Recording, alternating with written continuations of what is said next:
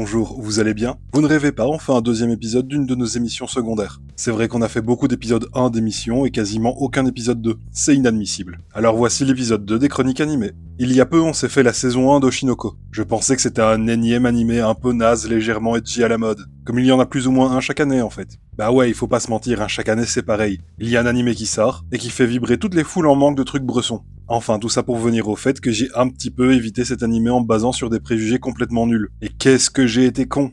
J'en profite pour faire un petit peu le cybermendiant dès le début, j'en suis désolé. Mais il paraît que c'est plus efficace quand on fait ça en début de vidéo plutôt qu'à la fin. Donc voilà, je vais vous demander de vous abonner, de liker, de commenter, enfin du moins si la vidéo vous plaît. On a encore une toute petite chaîne et on a vraiment besoin de tout le soutien possible. L'anime adapte le manga seinen du même nom, publié de 2020 à 2024, en 16 volumes. Et ce par le scénariste Aka Akazaka et la dessinatrice Mengo Yokoyari. Il s'agit d'un anime proposé en 2023 par Doga Kobo, un studio connu pour l'anime Chikawa, qui d'ailleurs à certains égards est assez troublant. Je vous le conseille. Bon, je résume un petit peu la série, et je précise aussi que je vais un petit peu spoiler. Je vais essayer de faire au mieux pour en dire le moins possible, mais parler de la série sans spoiler complètement l'épisode 1, c'est impossible. Car c'est la base de toute l'intrigue. Le docteur Goro est un médecin dans un hôpital un petit peu perdu dans une campagne profonde, ce qui tranche avec l'univers pétillant et sulfureux dans lequel évolue Ai Oshino, une idole évoluant dans un groupe au succès grandissant, dont d'ailleurs Goro est un fan absolu. Goro et Ai se rencontrent dans l'hôpital dans lequel ils travaillent. Hôpital choisi précisément pour son côté perdu dans une campagne éloignée. Simplement parce que Ai est enceinte et a besoin d'un suivi particulier. Le monde des idoles étant très codifié, elle ne peut annoncer sa grossesse, car cela poserait énormément de problèmes à ses fans. D'ailleurs, un fan complètement déséquilibré découvre qu'Ai est enceinte, et se pointe à l'hosto le jour de la naissance des enfants de Ai, et le déséquilibré tue Goro.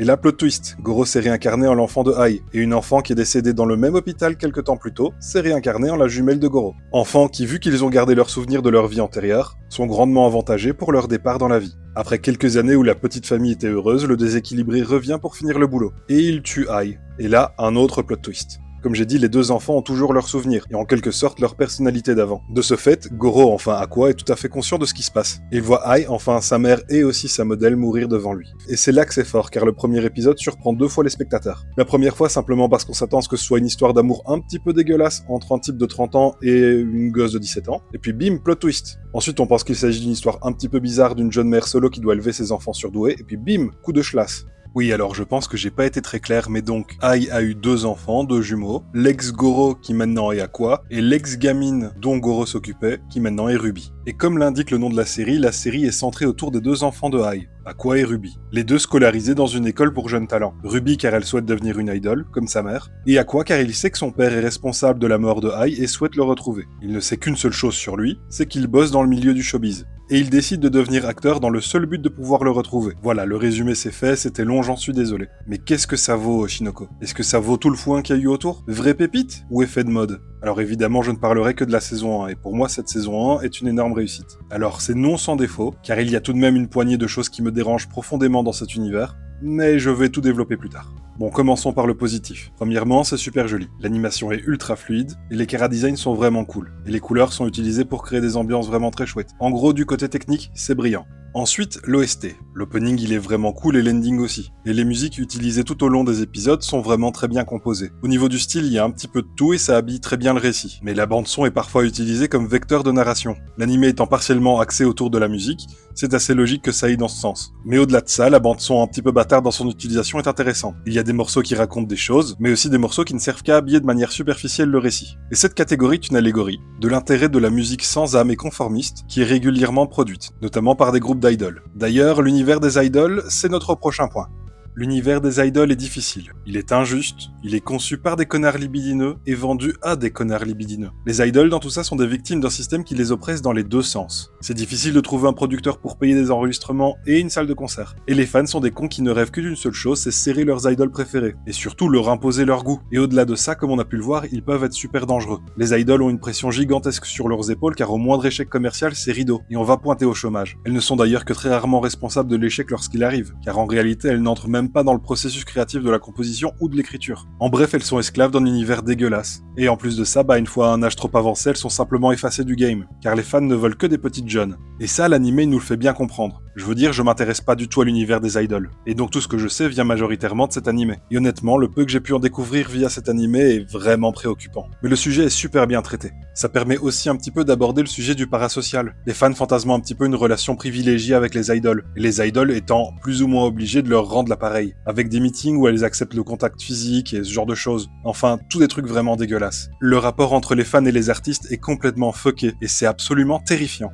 Ensuite, un autre sujet qui est abordé dans cet animé, c'est le deuil. Et ouais, ça a l'air tout mignon comme ça quand on regarde l'affiche, mais tous les sujets sont super deep. Ce récit, il est mené par le décès des deux personnages principaux, enfin, leurs anciens nœuds, et aussi par la mort de Ai, les personnages devant faire face aux difficultés de perdre un être cher. Les enfants ont perdu leur mère, mais Ai avait tout un entourage, et tous souffrent de son départ. Mais au-delà de ça, cela montre le deuil que peuvent ressentir les fans d'une célébrité lorsque cette dernière décède. Ai est une inspiration principale d'un certain nombre de personnages secondaires, tous ayant appris différentes choses de cette dernière. D'ailleurs, les personnages expriment tous leur deuil de façon très différente. Par exemple, Aqua, lui, l'exprime par le souhait de se venger, alors que Ruby l'exprime par l'envie de marcher dans les pas de sa mère, et ce tout simplement en reformant le groupe dont elle était la leaduse. L'héritage de Ai, elle plane sur tout le récit. Et surtout sur tout l'univers. Elle est connue comme l'idol culte, une classique qui s'est fait tuer par un fan. Et en plus de ça, tous les personnages secondaires et même tertiaires, voire juste de support, la connaissent. Et l'air de rien, cela rend cette thématique encore plus présente et surtout très forte.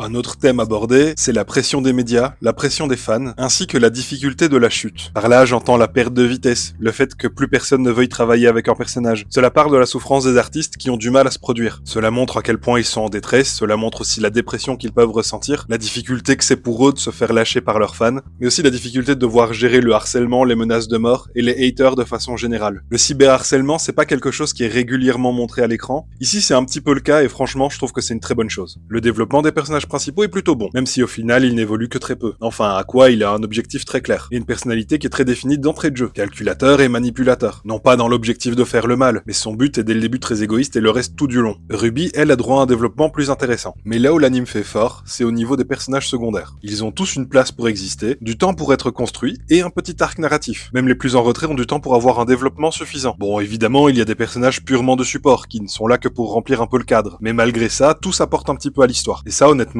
c'est pas si fréquent. Au niveau de l'histoire, justement, l'histoire est vraiment bien écrite pour la majeure partie. Elle est prenante, et surtout tous les arcs ont une personnalité propre, et sont très originaux. Chaque arc est une histoire dans l'histoire, et l'entremêlement de ces derniers est super fluide. Ah, malgré tout, il y a quand même quelques petites choses qui me gênent. J'en parlerai un petit peu plus tard. Enfin, pour en revenir, les personnages évoluant d'entrée de jeu dans un univers où ils sont privilégiés, ils ont accès à plein d'opportunités, ce qui rend crédible tout ce qui leur arrive. Et ça, c'est cool, parce qu'en général, c'est souvent un truc qui me gêne dans les animés musicaux. Ça donne l'impression que tout est super facile et vraiment rapide, et ce même si on démarre de nulle part. Là, le contexte rend tout cohérent. Aqua utilise finement ses relations de par le fait qu'en réalité il était un adulte avec un bagage intellectuel fort. Il est donc très bon pour dialoguer et pour négocier avec les adultes qui l'entourent. Maintenant, j'ai quelques gênes concernant la série. Premièrement, la réincarnation. Bon, personnellement, je ne crois pas vraiment en la réincarnation, mais je peux accepter son existence dans un univers fictif. Mais quelles en sont les règles? Je veux dire, Aqua et Ruby, enfin, leurs anciens eux, décèdent à des périodes complètement différentes. La première avant que Ai ne soit enceinte, et le dernier au moment de l'accouchement de Ai. La réincarnation, elle se fait à quel moment? Au moment de la naissance? Ce qui implique qu'avant ça, le bébé qui bouge et tout, qui donne des coups de pied, tout ça, il est genre vide. En fait, c'est un ordinateur en mode sans échec, c'est ça? Enfin, j'ai du mal à comprendre. Et aussi l'ex-Ruby. Son âme, elle a attendu au purgatoire ou un truc comme ça? Enfin, ça a aucun sens. De plus, la raison de leur réincarnation n'a jamais été abordée. On n'a pas plus d'infos. J'imagine que ce sera expliqué dans les saisons suivantes, mais pour l'instant, on est choucroute. Ensuite, les relations des personnages. Enfin, là, j'entends les relations amoureuses. Aqua, même s'il n'accepte sa relation avec une mineure uniquement que par pur intérêt et non par amour, reste un adulte. Alors oui, légalement, il est mineur, mais alors? En réalité, il a une trentaine d'années plus 15. Il garde ses souvenirs d'adulte, ses expériences d'adulte, et surtout son regard d'adulte. Et il côtoie que des personnes qu'il considère comme des enfants. Sans être une apologie aux relations entre majeurs et mineurs, cela reste selon moi assez gênant. Je vais pas évoquer la relation entre Ai et Aqua lorsqu'il était encore médecin dans son ancienne vie, car au final,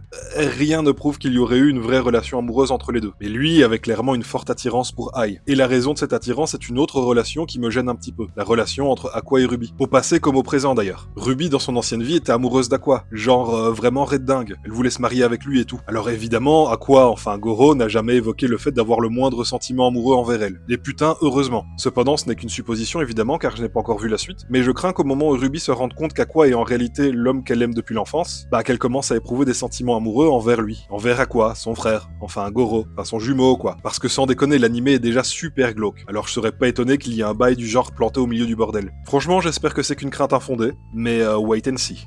Bon, pour conclure, j'ai passé un moment très qualitatif devant cette série, et ce, malgré les quelques pépins qui m'ont gêné. Les personnages sont bien écrits, l'histoire est captivante et surtout propose des arcs très variés. Les OST sont vraiment bien utilisés et visuellement c'est super joli. Dans l'ensemble, c'est une excellente série, je lui donne un bon 15 sur 20. Je vous la recommande chaudement. Enfin, sur ce, je vous laisse. J'ai d'autres trucs à regarder et pourquoi pas la saison 2 d'Oshinoko. Enfin, vous connaissez le couplet, n'hésitez pas à liker, à vous abonner, à commenter, à partager, enfin bref, tout ça quoi. Et merci pour votre vue.